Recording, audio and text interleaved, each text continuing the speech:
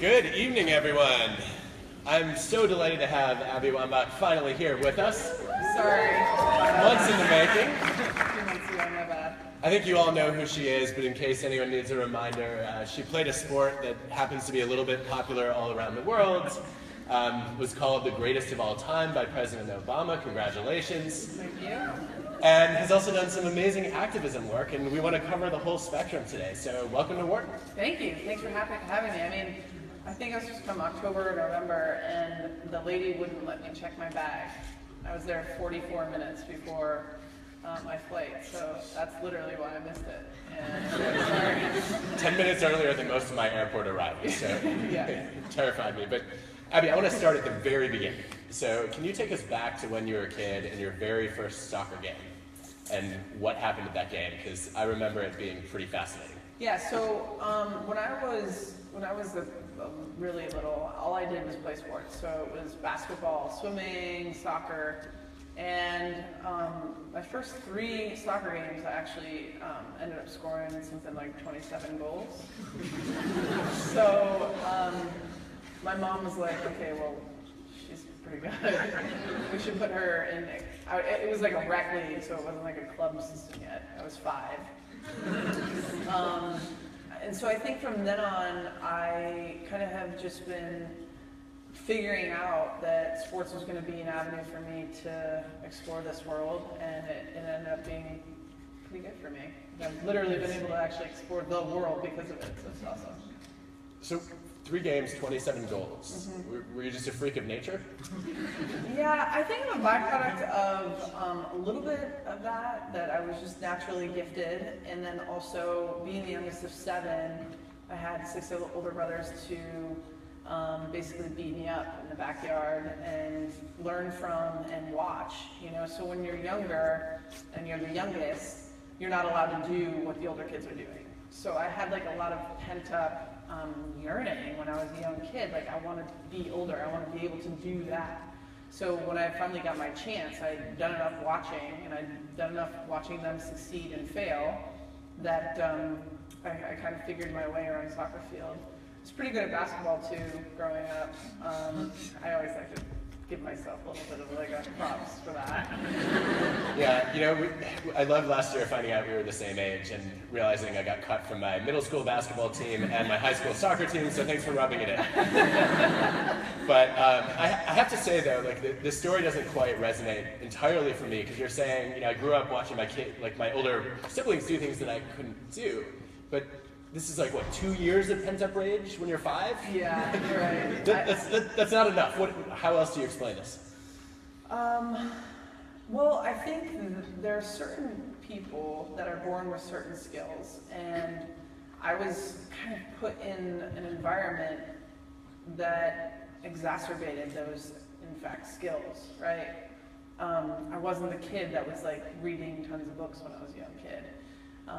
I wish I was. I wish I had been more and done more of that when I was growing up. But sports was like what my life revolved around, and I loved doing it. You know, when you play sports and you play them to the level that I did, and you know, I played as a young kid, and then I started getting on more elite teams and getting more elite coaches. So, you know, Malcolm Gladwell, his thesis and his hypothesis of just being able to advance up the chain really kind of did work for me, although I always played above my age group, because when I was younger, the girls' teams just weren't that good, so I played for the boys' teams, and I played up a couple age groups.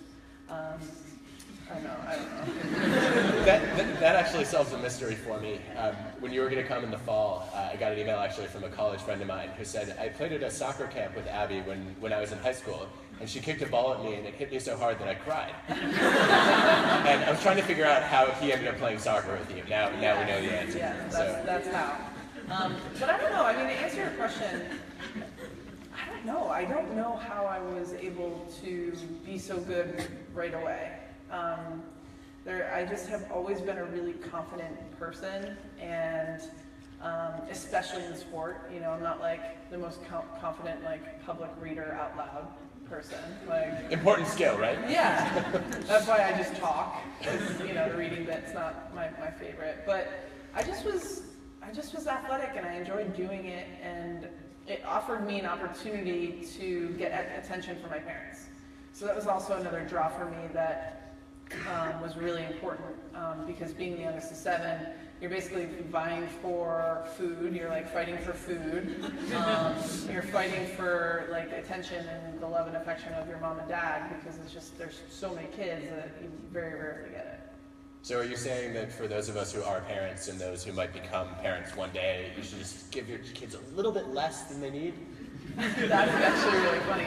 Because not a joke, but go on. This is actually something I think a lot about, because my mom and I, we've had an evolving relationship, and this book is actually a lot about my relationship with her and how over the years it's been up and down. It's been a little bit of a battle, but I don't think I could go back and change anything, because I've had such an amazing life. So what worked for me would maybe not work for any of you.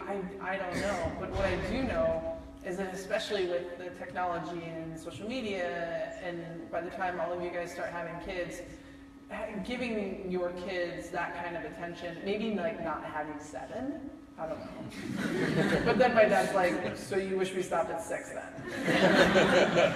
So there's no perfect answer, I don't know. So I'm curious about what this process was like of going from, you know, unusually talented to becoming one of the best in the world. We were talking last spring with Angela Duckworth, and you agreed that talent is not enough, right? That it's necessary but not sufficient. So what was the process that you went through, becoming a teenager and then moving into college, to suddenly competing with people who actually were as talented as you? Maybe not as talented, right? But close, so you actually had to work to beat them. Yeah, well, I think when I was like a new kid on the block with the national team, I actually felt inferior. I didn't feel like I could keep up with the pace of the game, and these women had been playing for me many years, and Mia Hamm was on the team, and I was like, oh my God, this is insane, I can't even believe I'm here, I'm so grateful. But then I started realizing that I had something to actually give. There was value I could bring to the team that nobody else could. And I think that that's something, from a very basic level, everybody has to figure out what that one thing is. I believe that every human being on this planet has something to give. Some have more, right? And it's our goal, and it's the journey that we're all on here, is to try to figure out what that thing is that you're going to add value to this world. And for me, it's not just being a soccer player, but breaking it down into smaller little subsets where I'm on the soccer team. I need to figure out what I can bring value to here. And then whenever I change situations or environments, I have to figure out where I can add value in that environment. So it's always changing and it's always evolving. But when I was younger, I remember feeling inferior, and then putting the consistency in my work, in the routine. Every single day I would do very similar things, especially in the morning for the first couple of hours. You know, wake up, have coffee, have a smoothie, or have a good breakfast, and work out. And then the rest of my day, I could just figure whatever it is that I needed to figure out. And then if I was in camp, it would be a way harder schedule. But I think that that's something that's very similar across all industries of really successful people, is that they have consistency in their routine. And I think that once I developed a routine for myself that worked, I was able to like grow confidence in that, in and of itself. So, you know, of course, talent doesn't make you successful. The mindset for me at that time too was that I never knew how good I could become. And that it's kind of a romantic notion where you just never know. And so I was always driven to figure it out. But I always knew that I never would know. You know, it's like this thing, as an athlete, you never really know how much you can push yourself or push your body. And you're always trying to raise your goals, you're always trying to get better, you're always trying to become more. And I think that that has to be the case for any successful person or a person who wants to be successful. So we have a lot of people in the world who want to become great at something. We have a lot of people in this room who are striving maybe to become one of the best in the world. What are other tips that you can offer from having achieved the very pinnacle of what's possible in soccer? Well, there's no such thing as best in the world. I mean, I won World Cup, I won World Player of the Olympics, Year. in case you forgot, right? I've done all that, and I'm telling you, that's just all for like your mantle. It doesn't do anything really for you, except push you to the next thing that you want to kind of go after. You know, actually, it's funny because when President Obama tweeted that I was the GOAT, I kind of was insulted because I didn't know what GOAT meant.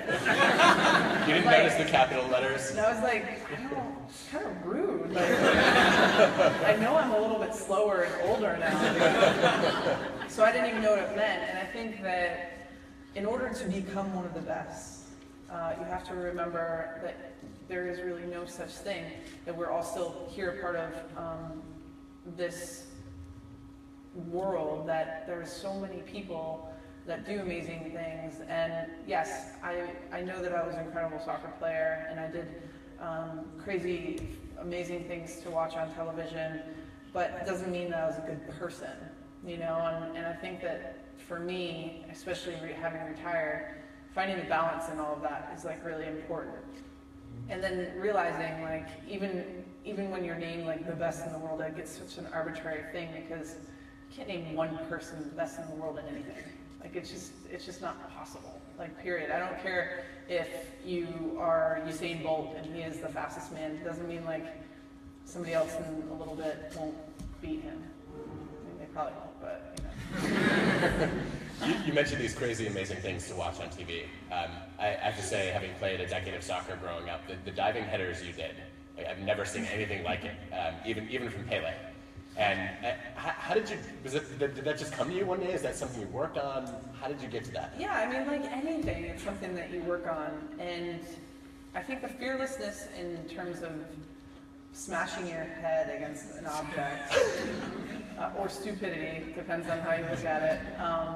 I did it repetitively over and over again, and I think that I definitely grew in talent to be able to do that, but I also attribute a lot of that success to the teammates that I had throughout my career, because the service is almost equally, if not more important than the actual strike or the head itself. So I was lucky enough to have some of the best teammates ever, not just on the field, but also off the field, and they put me in such great positions to score goals.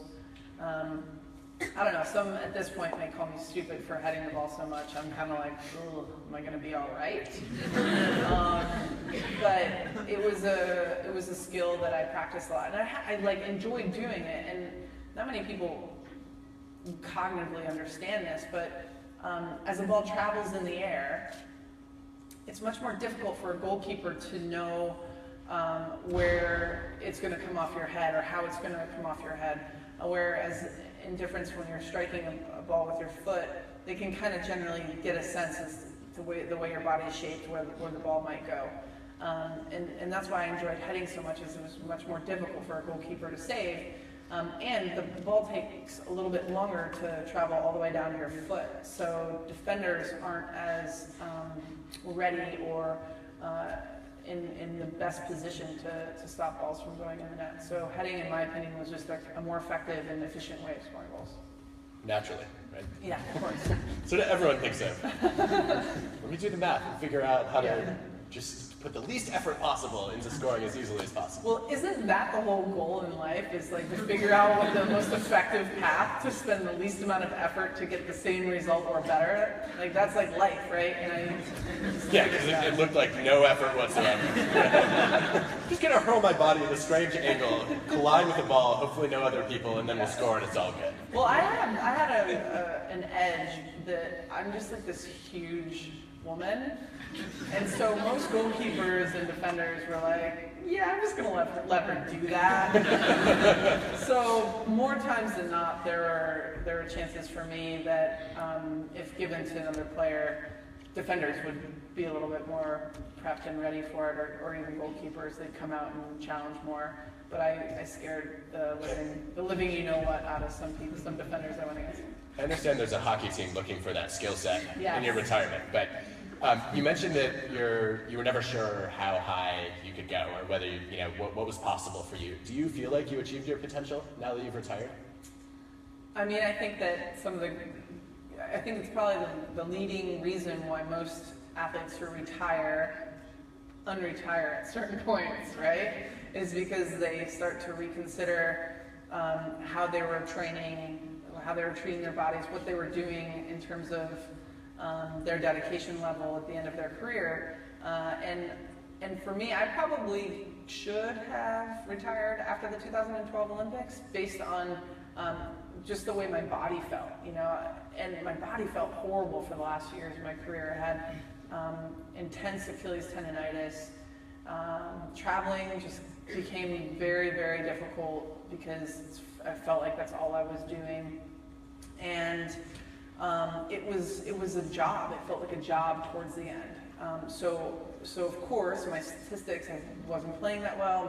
My statistics dropped. I'm slower, less effective on the field, so I'm not playing as much. I'm not having as much fun. I'm not enjoying it as much. So all these factors weigh into it. And so for me, I retired. I kept playing because I wanted to win a World Cup. And we ended up doing that, so it was smart of me. But it was hard. It was a hard decision to make on when is the right time to retire. And I think looking back as a competitor, of course, I always think in hindsight, I could have worked a little harder. But I don't know. I really did feel that the time I spent towards the end of my career, I would spend an hour, sometimes 2 hours, preparing to go train, to get my muscles and my joints and whatever prepped and ready and warmed up. So it just became hard. It was just a lot of work. Well, we're all glad you stayed. Yeah. I think over the summer, one of your teammates, Hope Solo, had made a comment calling an opponent cowards. And obviously that elicited some strong opinions. Did you have a reaction to that, or Yeah. where would you come down on that? I had a big reaction to that. I think that it just shows a moment in time, and I'm not going to excuse her by any means. It shows a moment in time where a competitor put herself in a position to speak her mind, maybe before she was ready to do that. And that happens so often, not just in pro sports, but it happens in life. People, especially now with Twitter and Instagram, they just start saying what is here, your prefrontal cortex needs to actually get a minute to decide on what to say and when to say it and how to say it. And it's just poor sports stuff, she knows better than that. And I think that when you lose the Olympics in the way that they did, I don't know how it felt for them. I know I was pissed at home, bummed for them.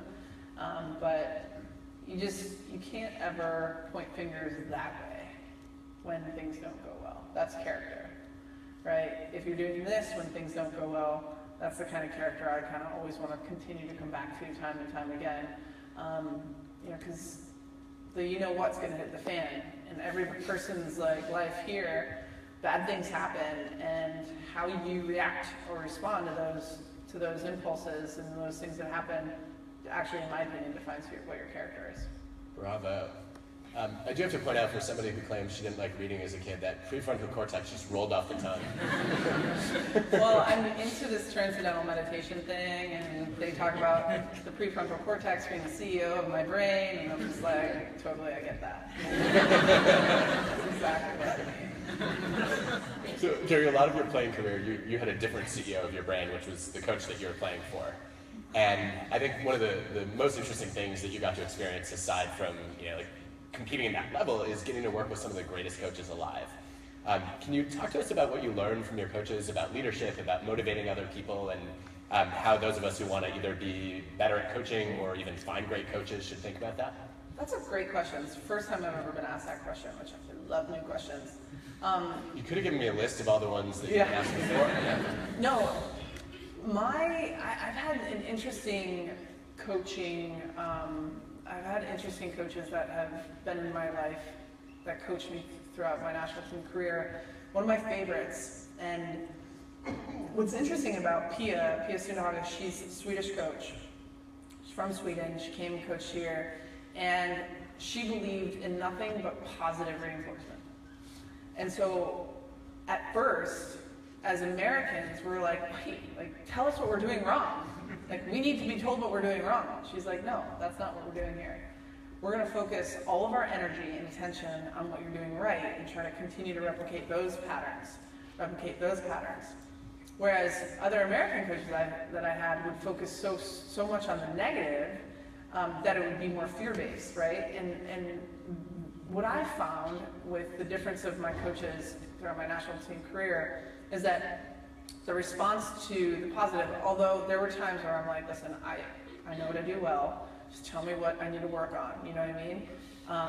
And I do think that psychologically, it made us focus, it's like a shift of noticing the good instead of focusing on the bad. And you know, it seems so, especially nowadays, everybody's like talking about positivity and negativity and all that. If you really do make it a mindful choice, an intentional choice to repeat the positive things that happen in your life, or repeat positive behaviors, like, I have to believe that that will turn into some level of success. And to be honest, she's one of the most successful coaches that's ever coached the game. She just won a silver medal with Sweden this last summer in Rio. Won a couple gold medals with us, silver medal at the World Cup. So she's a fantastic coach, and I think that culturally, I don't know if all Swedish people do this, but I do know that Americans tend to be more negative and take the negative approach to teaching, like, oh no, this is where you went wrong, rather than saying, oh no, this is actually where you went right. So I don't know, that could take it or leave it, I don't care. Do you think it works though because of the contrast in that you have a group of people who are already highly motivated to improve and they've had coaches all their lives focus on what's not working? Right. Is it just the novelty of it? Yeah, I mean, I think that there's a lot that goes into it. I think that women and men are very different in the psychology. I think that the messages that we're taught from the time that we're born and what it's like to be a woman, what it's like to be a man, they're very confusing when you're a little kid. And as you grow older, whether you're going to be on a pro soccer team or play for your country, I think that there's something to be said about focusing your attention in the positive realm. And yeah, for me, there were times where I would get frustrated with it because I just wanted to be told what I needed to do. But that was my norm. Like growing up, that was my norm. So it actually pushed me to work on different skill sets that it wasn't in my comfort zone, right? So being more proud, like, we're Americans and we have to be like very humble and on the national team. And I remember having a conversation with Pia, and she said, 2011, 2012, you're going to be the best player in the world. And I was like, I'm not supposed to say that stuff. She's like, no, you say it to yourself every day. And I'm like, all right. And she was kind of right. It worked. We're all glad she did. I want to talk more about gender. So one of the things that you got involved in toward the end of your playing career that's been a huge issue for you now is pay equality, which we can probably, yeah. I mean, look, I don't think I'll be the first one to say that the women's team has been way more successful here in the US than the men's team, and yet your salaries are a fraction of what men make. That's grossly unfair. When did you decide to speak up about it? And what do you think is actually going to change it? Well, here's the sad truth. I felt a lot of the things that was happening throughout my career like it was wrong. Like, gosh, how are we not getting paid even like close to what the men are getting paid? We've never placed out of the top 3 of any tournament. They've never placed in the top 3. and this goes back to like the messages that we get told. You know, when we're young, we're like, oh, women aren't pro athletes. So when I became a pro athlete, I was like, wow, I'm just going to be really grateful I made it here. You know, and that's a psychology that there's an unlearning process that has to go on with that kind of way of thinking. And towards the end of my career, I started to unlearn that should be a way that I'm interacting, not just as a leader. The women's national team, not many people know this, is kind of the trendsetters as it pertains to the way that women's pro athletes are, the way that they're not only viewed, but the contracts they get, they're some of the best in the world. So we, as a national team, actually try to push the boundaries as much as we can, because we know that it's going to impact so many other women around the world, not just us. There's women's soccer teams, different federations that they call us, and they've called our lawyers to ask what our contract says. How did you get this, right?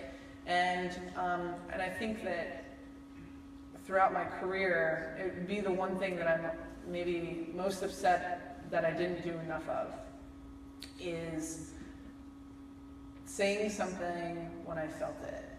And I was afraid that I was going to lose my job. I was afraid I wasn't going to be able to pay my bills. I was afraid I was going to get cut.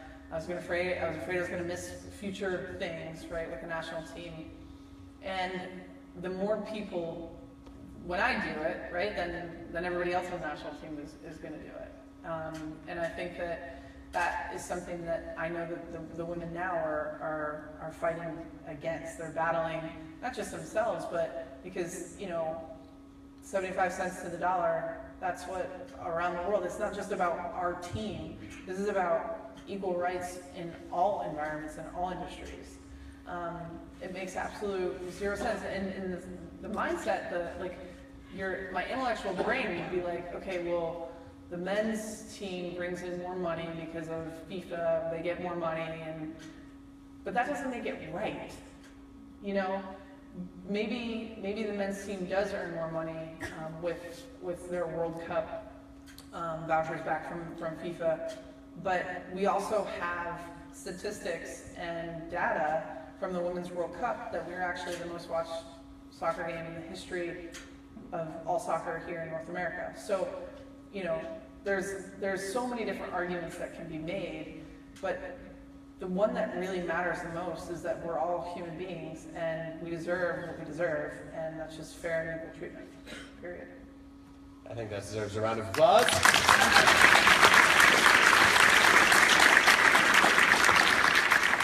What do you think is moving the needle in terms of, you know, you've tried lots of different ways of presenting this issue.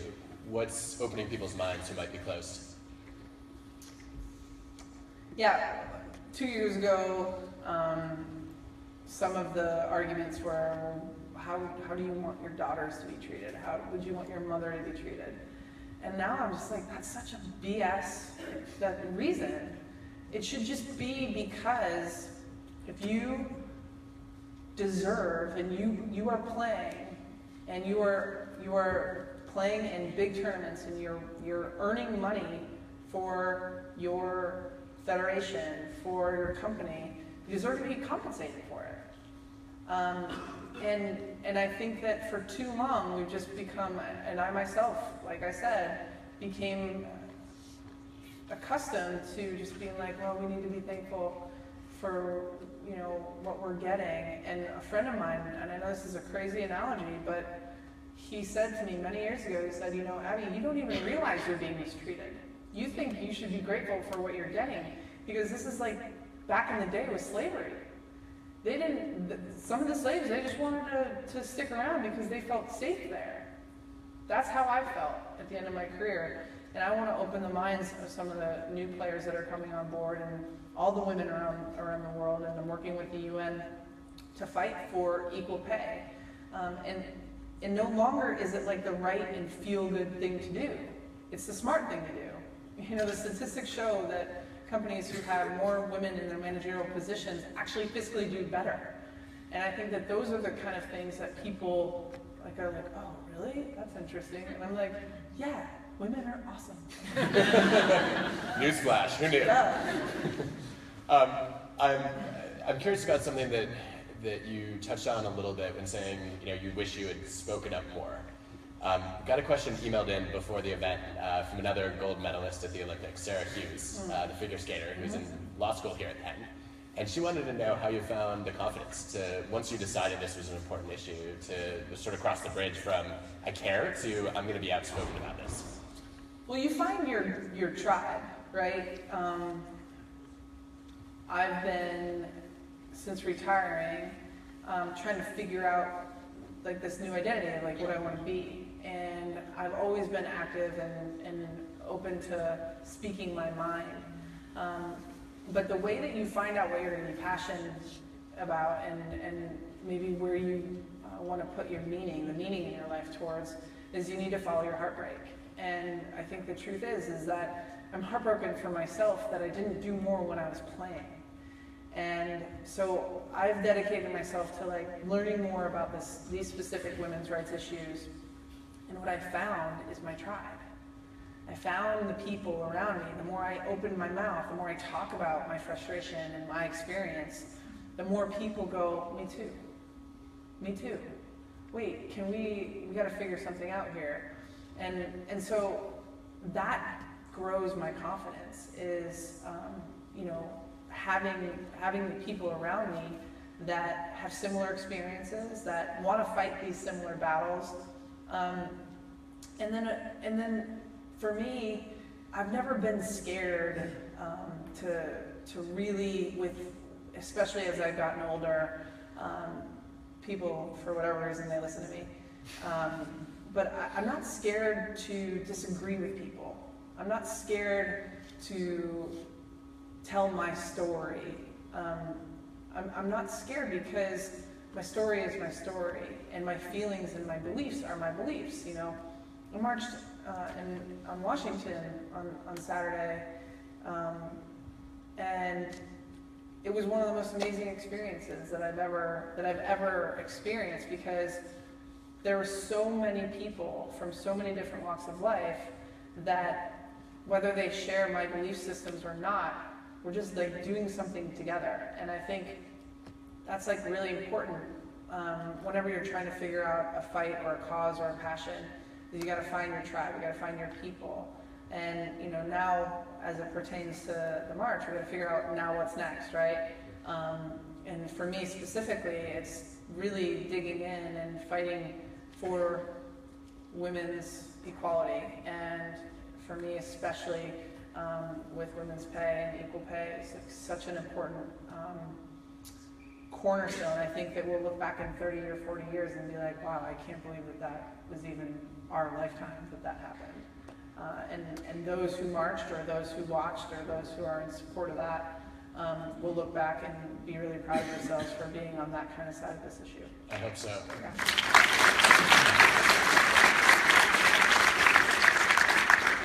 Let's talk about another issue that you've begun to advocate on, which is LGBTQ rights. One of the things that's most striking in the book is how open you are about coming out and the struggles that you faced as a teenager and then moving into your 20s. What was that like, and what did you learn from that? I think everybody in the room has some experience where they're not sure if it's safe to talk about. They're not sure how others are going to judge them. They're not clear on whether they're going to be accepted. Right. Can you talk to us a little bit about that? Well, I grew up in a Catholic family, and throughout my whole life, I was always a little bit, I feel like, not just because of my sexuality, but just the way that I kind of viewed religion and church, felt like there was something wrong with me, and so then I kind of rebelled very much against the church when I was young, and my mom didn't love that. But a lot of the story that I tell with me and my mom is just this issue with sexuality and religion. And I think that I had to make a choice when I was 15 or 16 years old between literally God and my mom and myself. And it's something that I'm actually really proud of, that at 15 or 16 I was stubborn enough to choose myself. Because I knew my mom would eventually come along, and I knew I'd figure out God or whatever eventually. And I think that it became a process. I wasn't like, oh, I'm out at 15 or 16 when I figured it out. It took me a while to get comfortable. And once I started to get more comfortable in my own skin, I then made the choice, for whatever reason. It wasn't like, oh, I'm going to do this, because I just was going to be myself. And I was going to be unapologetic about it. And then owning that has kind of set my life off into the direction that it was intended to go in. And I'm really proud because, it's not easy to kind of go against the grain. But when you're so convicted in like the way that you actually believe in yourself, that's something that I knew that nobody could ever take away from me. And that's something that I think everybody needs to develop, and it's a really important skill on finding out who you are. And when you find out big pillars of who you are, because my sexuality isn't all of who I am, but when you find out big pillars of who you are and being unapologetic about that and holding true to who you are, that will set you up for success. And success isn't deemed, in my opinion, on like how much money you make. Success is like the things that bring you value, bring you joy, bring you happiness. And moving forward throughout my career, there were a lot of questions like, LGBTQIA, and there's like a lot of acronyms, I get confused. I think it's now just good to be LGBTQ. We, as a community, have come a far way in 15 years.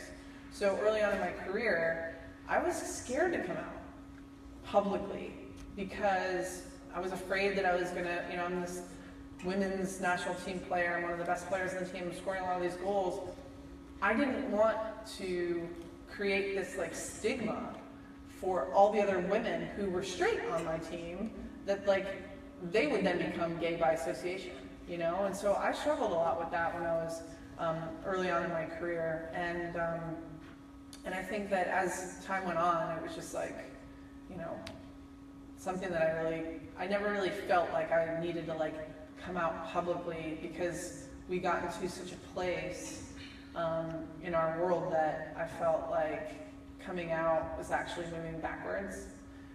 Just like owning your stuff and owning who you are and not apologizing for it. So if you do have, everybody in here knows somebody who, whether it's a struggle or not, is dealing with these issues. And my advice is, if you yourself are, or somebody who might be, just to have that open conversation with yourself or with your friends or people that you're concerned about, that's just like non-judgmental.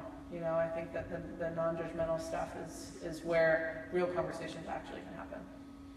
One of the things that I found so striking about this book, I walked away from it reading, thinking, I've not been so moved by an athlete's autobiography since the one that Andre Agassi wrote. And that was a really good book, so high standard. I like that book too. I thought one thing that was interesting when juxtaposing the two was Agassi, you come away from that book realizing he hates the game of tennis. Not just hates it, he never wants to pick up a racket again, if he could avoid it. And I found it very hard to tell what your relationship to the game of soccer is. There's this idea that you have to be passionate about something to be that good at it. I also get the sense, though, that you were motivated to win, and you wanted to be great at it. How do you feel about soccer today, and did that wax and wane throughout the years? I think that it definitely ebbed and flowed throughout my career. Like anything, it's not always like peaches and cream, like running sprints sucks, like all the time, every time, 0 times is fun. I'm actually relieved to hear you say that. But there was a lot of things that I didn't realize until now that I was getting from the game, whether it be an identity, a sense of self, confidence, passion. But there were more days than not thinking back now, that when I look back, there were more days than not that when I would be warming up, I would probably say to one of my teammates, "Can you believe that we do this for a job?" And not to compare it to other people who have to go to work 9 to 5, but that we got to play a game and somebody paid us money for it. Like, I never could really get used to that whole idea. You know, going around doing speaking stuff and being on planes and trains and automobiles, like, that's actually work. But going out and being with your friends and being beautiful outside and working out and pushing your body and opening your heart to failure and heartbreak whenever, you know, we would be in the World Championships, that was some of my best times of life, and I'm so proud to have played on the national team for so long. But my relationship with the game ebbed and flowed. It was a lot based on how I was feeling physically, because if I was feeling good physically, I was playing well, and that definitely had a big impact on the way that I view the game. But soccer is like a hard game, because there's like a lot of running. So whenever I was unfit, I hated it. And whenever I was fit, it was like, I was fine with it. That's fair. Soccer girls know exactly what I'm talking about. You use this term twice that I think is really interesting. I think you said follow your heartbreak, which is a little bit different from follow your heart. Can you tell us what you mean by that? Yeah, well, you know, last spring, back in April, I got into a DUI. I was struggling a bunch with my retirement and drinking way too much and got myself into trouble. And at the time I thought my life ended, world was over, but I've actually been able to transfer that into it being like the most positive thing that ever happened to me, because it was like an opportunity for me to separate my life into like a before and after event, right? My retirement was like really long, and I had to say goodbye for like a lot of months to like my fans, and then it was over. But then I like transitioned into like the speaking tour thing that I was doing, and I wrote a book, and all this stuff was happening.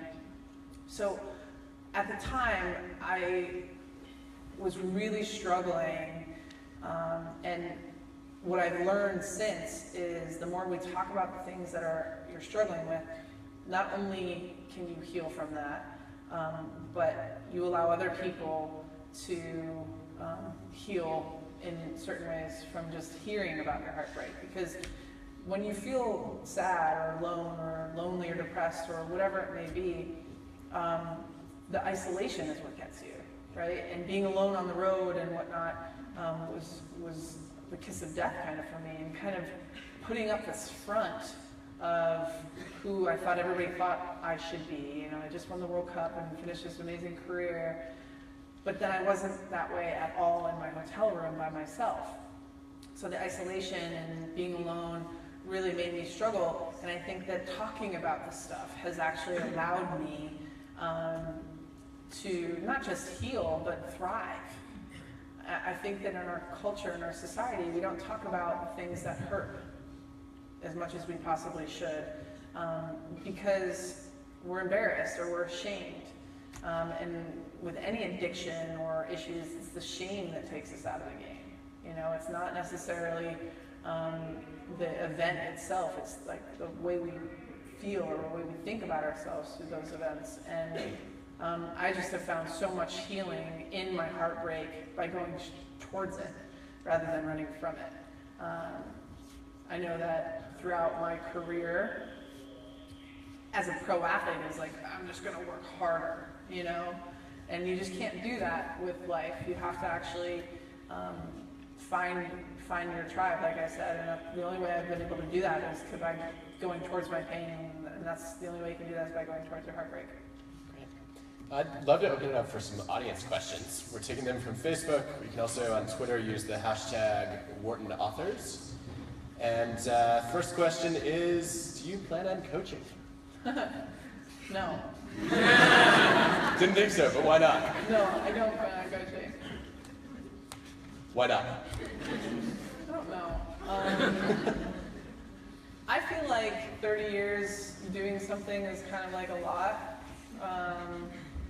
Here's the thing, I run clinics and camps throughout the year, and that's like fun.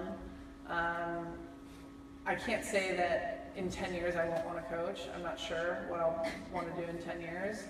But I have a lot of other things that I want to do. I really feel like I can do something other than soccer and be good at that too. I just am trying to figure out like exactly what that means. I think for me also that could be like the easy way out of my life. And I really want to learn new things. And so I'm working with ESPN now and learning how to be a journalist and a storyteller. You know, I mean, you guys, like, I was a college athlete. You guys know what I mean? Like, it's really hard to write, like, things for me. I was not a great student. And so now, like, having to go back and learn how to properly, like, write an interview and create a story arc.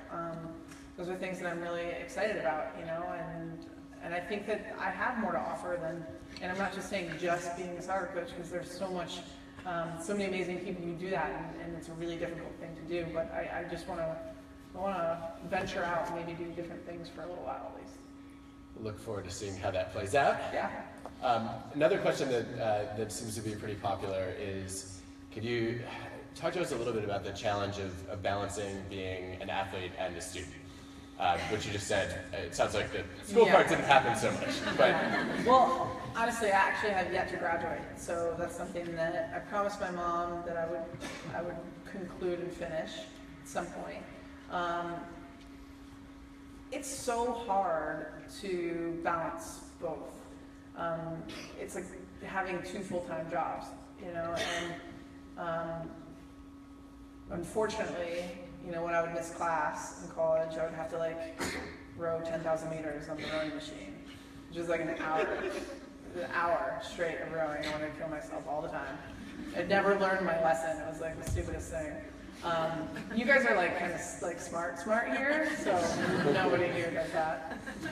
But it's one of the things I wish I had done different. It's one of the other things I wish I had done different in my life, because you know, you can't get away from yourself. You can't get away from like the things in your life that you have to accomplish. They just like stack up behind you when you don't do them. You know what I mean? So balancing school and athleticism and athletics is like super difficult. You know, but I also knew that I was going to maybe go in the sports world. Did all right, I think, so. Worked out. Yeah. Another question is, building on that, what's your best advice for balancing a high-stress career with a family life? I don't know. I don't know. I didn't have a family when I was playing. I think that the priority in life, with a family, you have to have a priority, right? It has to be family, or if it's work in your family's life, you have to have like-minded priorities between partners, so that you know the ship can run smoothly. Otherwise, like that's when the waters get a little bit rough. So, but I didn't have a family throughout my career. You do write though about the challenges of maintaining a relationship or a marriage while on the road. Yeah, nearly impossible. That's why I got divorced. Seriously, I mean, it's so hard.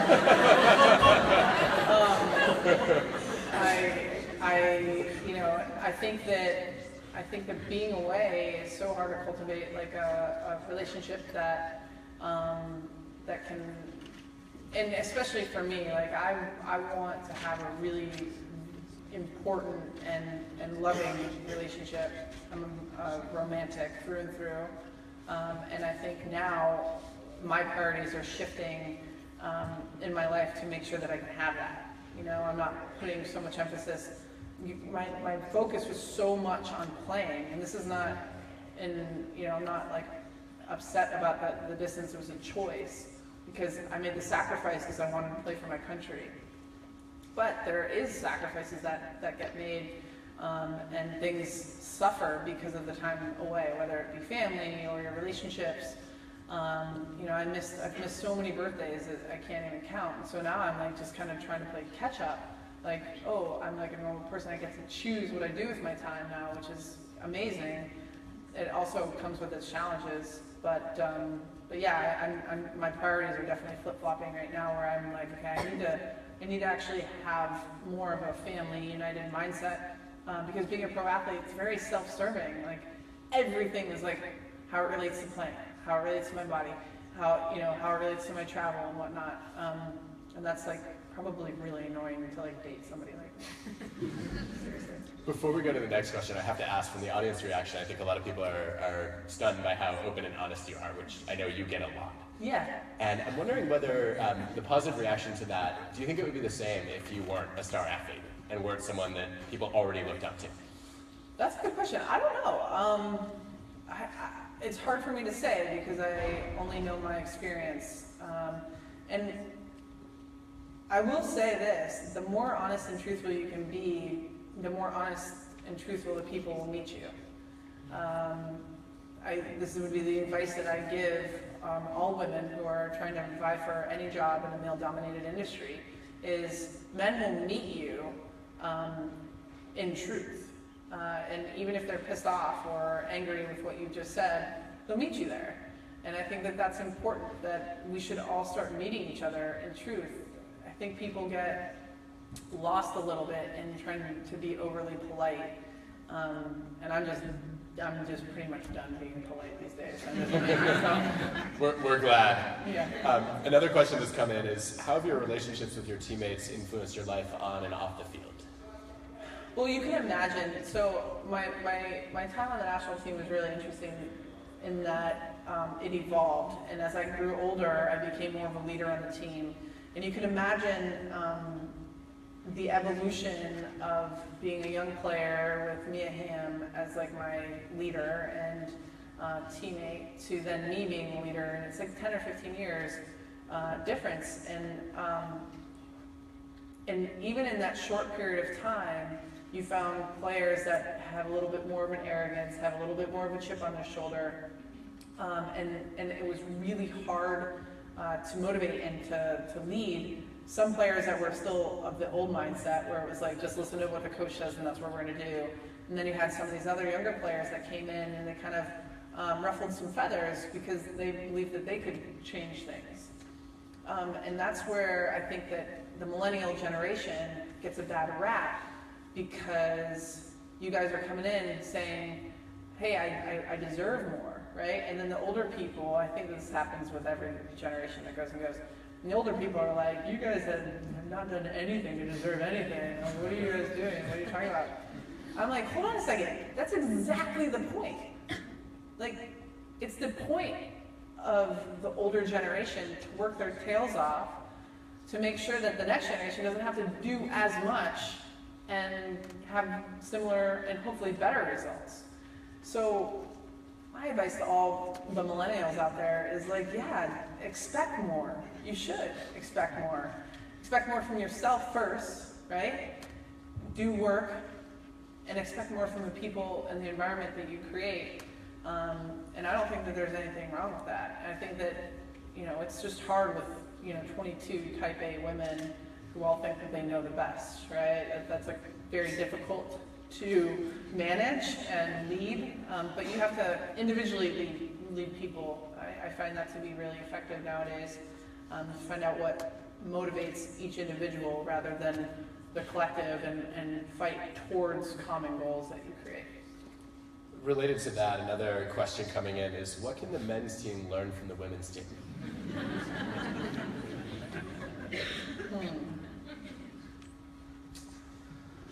Well, it's hard. It's comparing apples and oranges, and a lot of times we get caught up in this like men versus women, and it's really easy to compare because we're not getting paid enough and all this stuff, but it's really never, the women's fight for equal rights is not against the men.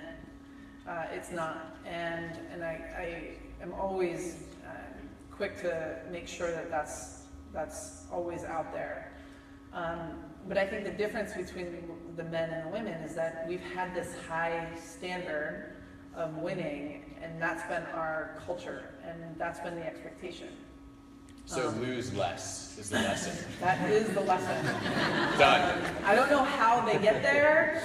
I also know that the men's team has been around for much longer than the women's team, and they've been battling against many other countries that it's the most popular sport. So the men battle other major league sports taking the best athletes. That's a very real thing, whereas the women's team actually gets the best athletes because they're getting paid the most. So if you follow the money trail, you can follow where the best athletes go, which I do actually think makes a big difference in the outcome of those then said national teams. So here's a really meaningful one. How can women's soccer be more popular in the world, and is boycotting the Olympics a good idea?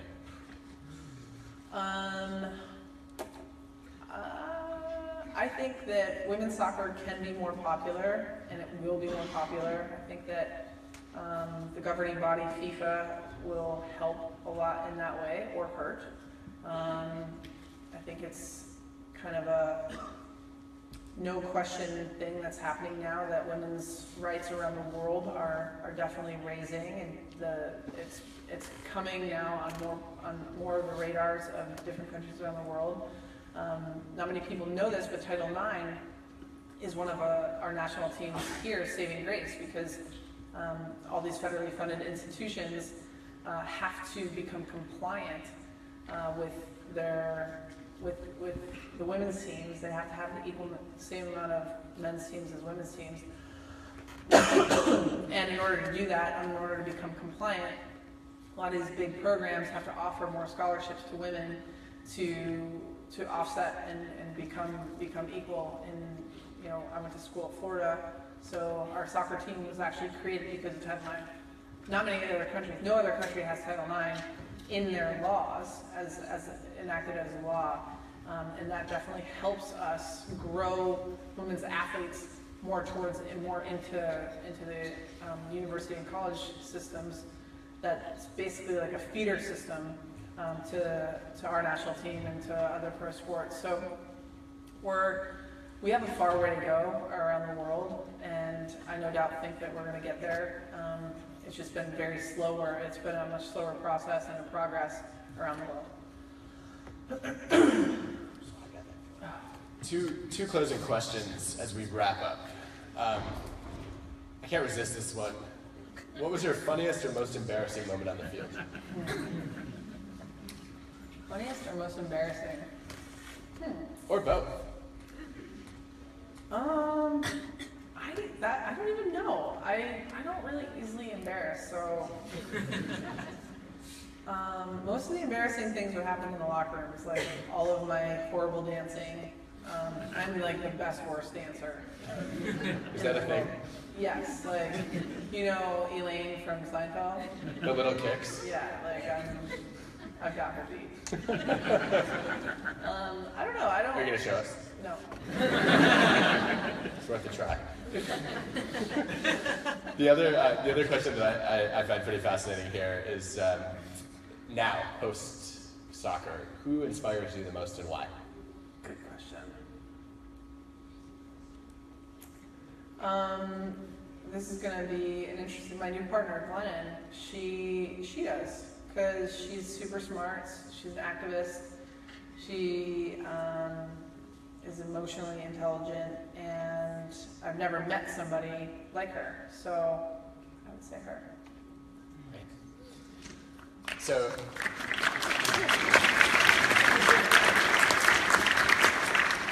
this last one here, it says, not a question, but I love your shirt.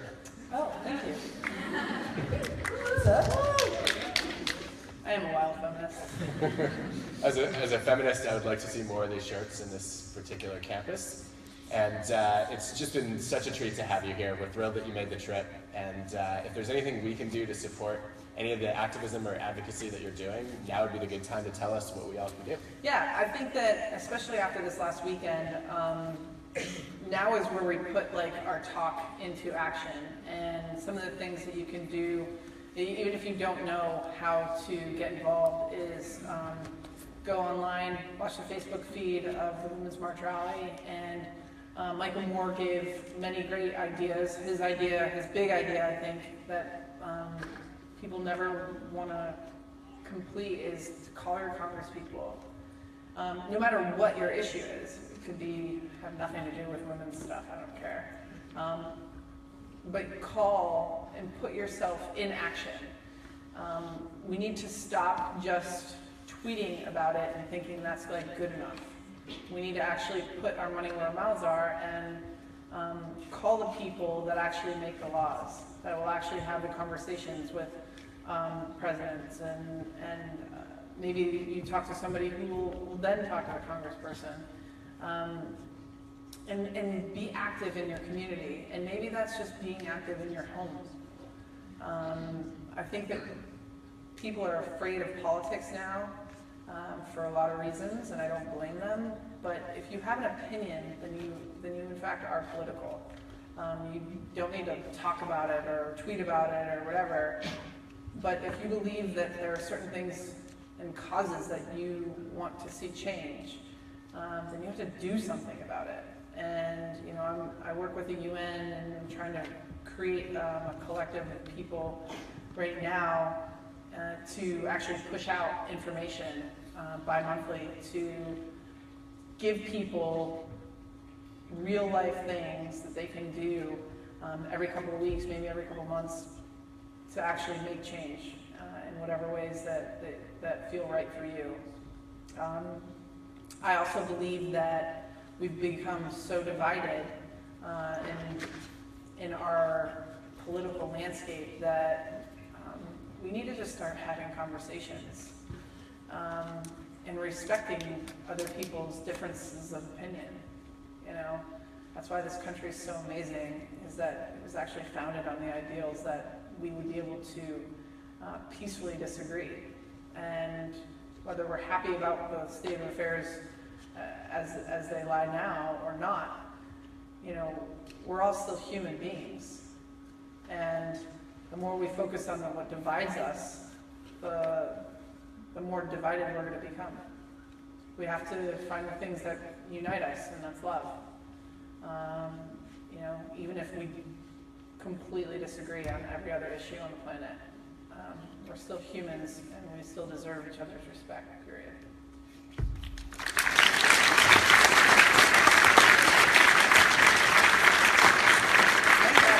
I disagree with that. Thanks, Abby.